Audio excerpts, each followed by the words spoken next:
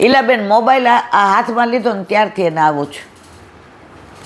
મેં કીધું રીના હવે તારે કાંઈ કેવું છે બેટા? મને કે બાની વાત 500% સાચી છે. ઠાકોરજીમાં સવારે જારીજી ભરલો ને પછી રસોઈ કરવાની હોય, બા મંગળા કરે, શ્રૃંગાર કરે, કીર્તન કરે, બા માળાજી કરે. પહેલાં માળાજીને બધું કરતી. હવે મને મોબાઈલમાં મજા આવે છે, ગેમ રમવું ને વોટ્સએપ ને. મેં કેટલો વખત થયો? મને કે 1.5 વર્ષ. મેં તને તકલીફ ક્યારથી? 1.5 વર્ષ. મેં અવતાર કાંઈ કેવું જ? મને કે ના, તમારો અડધો કલાક બગાડ્યો. મેં ના ના સુધાર્યો. તું અહીંથી સારા વિચાર. મને કે આંટી હવે આજથી ના મોબાઈલ દિવસમાં નિયમ લઈ લો, કલાકથી વધુ જોવાને. એ કે 2-2 મિનિટે જો ફેસબુક ને ઇન્સ્ટા ને. મેં કીધું બેન મને તો ઇન્સ્ટા ને ફિસ્ટા નામે નથી આવડતા. મને કે આજથી ને. મેં કીધું રાત્રે સરવાળો કરવાના. પ્રભુએ મને કેટલું આપ્યું. માથાના વાળથી પગના નખ સુધી કિડની જુઓ ને, હૃદય જુઓ ને, આંખ જુઓ ને, કાન જુઓ ને, શરીર જુઓ ને, હાથ જુઓ. હા. વરાવો આપ્યો, ઘર આપ્યો. ઠાકોરજી ઘરમાં બિરાજે. તું ગાડી ચલાવે, તાર વરની ગાડી. શેનું તું આવું 1.5 ને 2 વર્ષ? એ કે આ શરીર માનસિક છે. આખો દી મોબાઈલ લઈને બેસે એટલે તારા બધા સ્નાયુઓ પહેલાં થઈ જાય છે. હમણાં ફોન આવ્યો, એટલે આંટી મેં તાર રણકો કહે છે, મારે કાંઈ નથી સાંભળવું. મારે કહેવાના આશય છે મારા વાલા કે પ્રભુ આટલું બધું સારું કરે તો આપણે નથી કહેતા મારી યારે જ બહુ સારું કર્યું. જરાક કાંઈ થાય 1.5 વર્ષથી મારી યારે જ આવું થાય છે. પણ બેન એમાં તારો વાંક છે. હવે કે આ નવરાત્રિ છે તો મમ્મીને કીધું રોજ નવી સામગ્રી ભરાવશો. સેનભોગમાં જુદું જુદું ભજીયા છે, કે પૌવા છે, કે પુલાવ, એવું ઠાકોરજીને સેનભોગ. મેં તો જો હવે તાર રણકો ફરી ગયો ને બેટા. તને સાનિધ્ય કોનું મળ્યું? કે ઠાકોરજીનું. મેં તો આવું બોડી પેઇન કરે છે? મને કે ના. 1.5 વર્ષથી લાંટી છાની મને પેઇન કિલર લેતી હતી રોજ. એનું કારણ મોબાઈલ હાથમાં 24 કલાક રાતના. એ કે પડી ન જાય ત્યાં સુધી લેતી હતી. મારે વરે જોવે ને હું જોઉં. તો જ્યારે પ્રભુ સારું કરે છે ત્યારે આપણે નથી કહેતા. અને આ તકલીફ એ તારા લીધે આવી. તું મોબાઈલ લેશ. સેવામાં નાવાનું બંધ કરી દીધું, સામગ્રી બંધ કરી દીધી, માળાજી બનાવતી હતી બંધ, બધું કરવા માંડી. હવે એ કે ટાઈમ જ નથી રહેતો વિચારવાનો કે મને આવું કાંઈ થાય છે. મેં પેઇન કિલર લેશે? મને કે ના. તો મારા વાલા ઘરમાં ઠાકોરજી બિરાજતા હોય ને તો પેઇન કિલરની જરૂર નથી. તમારું ચિત્ત જ એમાં હોય માળાજી કરવા છે, લાડુડી બાકી છે, આ 9 દિવસના છાપાના વસ્ત્રની પોટલી ખોલીને જોઈ જો બધું બરાબર છે, આ સોંધો ખલાસ થઈ ગયો છે પાછો લાવવાનો છે, ઠાકોરજીને કાલે કઈ સામગ્રી જોઈ જો, દૂધ વધુ કહી દો ઓલા વારાવાળાને. તમારું ચિત્ત આખો દિવસ અનોસર થયા પછી પણ એ મારીએ છે. આજે એની જેમ મને કેટલો દુખાવો છે, આમ સહન નથી થતો, રોવાઈ જાય છે. પણ મને ખબર છે ઉંમર કાતકા જાય અને આ સિઝન આવી છે, એના લીધે આ બધું છોડી દેવાય. સંસાર છોડીને જવાનું છે એક દિવસ. આ દેહને તો બાળી જ નાખવાના છે, રાખવાના નથી. તો મારા વાલા આનો ઉપયોગ જેટલો થાય એટલો ભગવત સેવામાં, ભગવત સત્સંગમાં કરી લઈએ. આજનો લાવો લીજીએ રે, કાલ કોણે દીઠી છે. જેમ માતા પિતામાં બાળકોને એવો વિશ્વાસ હોય છે કે મારું બુરું તેઓ નહીં જ કરે, તેમ પ્રભુમાં પણ વિશ્વાસ રાખવો કે મારું સારું જ કરશે. એવો દ્રઢ વિશ્વાસ રાખીને તત્પર થઈને પહેલાં લૌકિક યુક્તિ વડે સેવા કરવી. લૌકિક યુક્તિ એ જ કે પ્રભુને બાલ ભાવથી સેવા. શરૂઆતમાં આપણે આપણા છોકરાને રાખતા હોય એમ જ થાય. ધીમે ધીમે આપણામાં પુષ્ટિભાવ ભળતો જાય. શરૂઆતમાં ઠાકોરજી પુષ્ટ કરાવ્યા ને તો એક જ માળા ધરાવ, ટાઈમ જ ન હોય. અઠવાડિયે બરાબર પછી હું હસું, હાલો આજ બરાબર ધમારવાના જ, વાળ બાળ ધોવાના છે, આમ તેમ હસું. પછી ધીમે ધીમે ધીમે ધીમે મેં કીધું હું તો ઓફિસે આવું છું તો રોજ નવી સાડી પહેરી જાઉં, રોજ ગળામાં જુદું હોય, રોજ પિન જુદી હોય. આ ઠાકોરજીને થોડું ગમે. ઉઠવા મહિના વહેલા. ઠાકોરજી કે તને મારે કાંઈ શ્રમ પડવા જ નથી દેવા, લે નોકરી જ છોડાવી દો. શ્રાવણ મહિનામાં ઠાકોરજી પધાર્યા, મે મહિનામાં નોકરી છૂટી.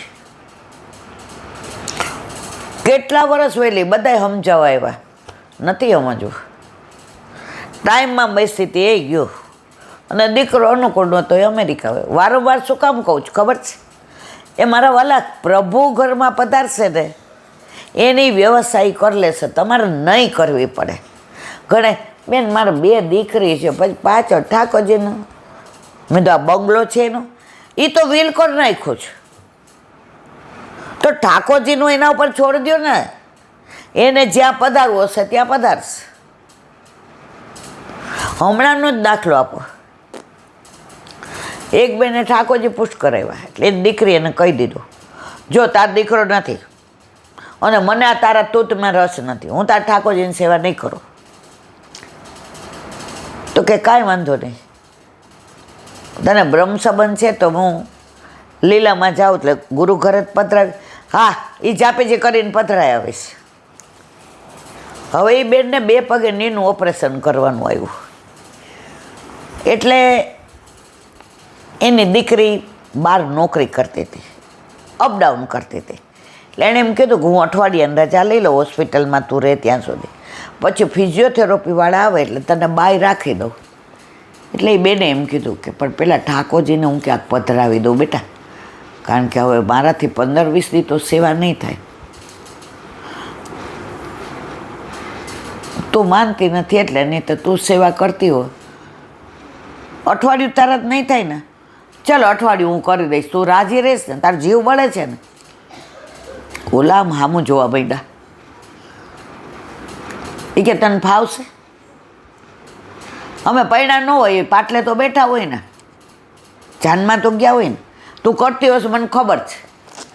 તો કે એક દી મારી યારે ના તો તને ખબર પડે. સવારે ઓલી તો વહેલી ઉઠી ગઈ ને બુહારી કરીને મંદિર વસ્ત્ર દૂધ બનાવ્યું સરસ બધું નાખીને ને માખણ ને મિશ્રી ને મંગળ ભોગની તૈયારી. મમ્મી નાહીને આવ્યા, ઓલા પગ બહુ દુખતા હતા બિચારાને, એટલે રાતના એટલો શેક કર્યો પણ ઊંઘ ન આવે દુખાવાનું. જોયું તો બધું તૈયાર. એ કે તું કર હાલ મંગળ ભોગ ધરાવ. કચ ન કરતી. એ કે હા. એણે તો સરસ ઠાકોરજીને સોંધો લીધો ને ઘંટડી વગાડી જગાડ્યા ને એવી સરસ સેવા. એ કે તો અમે યુવાન હોય ને એટલે તને એવું લાગે 8 દી પછી તાર પાટો છે ને પછી આમ નહીં કરું ને તાર કરવી પડશે. એ કે હા હું કરીશ. હવે હોસ્પિટલમાં દાખલ કર્યા એટલે રાતના ત્યાં સૂવાનું, બીજે દિવસે ઓપરેશન. એટલે ડૉક્ટરે કહ્યું કે ઓપરેશન થિયેટરમાં 10 વાગે લઈ જાશું. એટલે સવારે વહેલી ઉઠી ગઈ 4:30-5. મમ્મી અહીંયા છે તો કાકી આવ્યા છે તો કાકી તારી પાસે રહે, હું નાહી ધોઈને આવું. કે બેટા ઠાકોરજી? એ કે હા. ઘરે આવીને ઠાકોરજીને પહોંચી લીધું અને પોતે જમી અને ઓલા તો દવાખાનામાં, ઓલા કે હું તો ખાઉં નહીં. એટલે અહીંથી લઈ ગઈ કે ડૉક્ટરને પૂછીશ કે સેવા પહોંચીને આવી. એ કે આ તારા જેવું ન આવડે પણ જેવું ઠાકોરજી કરાવ્યું તમે માનશો નહીં. 8 દી પછી ઓલા બેને કીધું કે હવે હું ધીમે ધીમે. એ કે ના હવે મને ઓફિસ જવાનું ફાવી ગયું છે, તારે મને ખાલી હેલ્પ કરવાની, હું ભૂલ કરતી હોઉં તો. આજની તારીખમાં એ બેન કહેલા બેન હું ખુરશી ઉપર બેસી શકું, 2 પગનું નહીં કરાવ્યું એટલે મમ્મી બને ત્યાં સુધી હું કરીશ, ટાઈમમાં હોઉં ને ત્યારે તારે ખુરશી લેવાની. ઠાકોરજીને ખુરશી ઉપર તું કરે નહીં એને મજા ન આવે. આપણા છોકરાને આપણે ખુરશી ઉપર બેસીને ખવડાવીએ ને એ નીચે બેઠો હોય, ગમે ના ગમે ને. મારી દીકરી સેવા કરે છે અને એની પરાકાષ્ઠા તમને કહું, એ લગ્નની ના પાડતી હતી, એકની એક હતી. એ કે મારું એવું ઠેકાણું ગોતશે જ્યાં ઠાકોરજી હોય. ના પાડતી હતી, બધાએ સમજાવી. હવે કે છે એવું ગોતજે જ્યાં ઠાકોરજી હોય.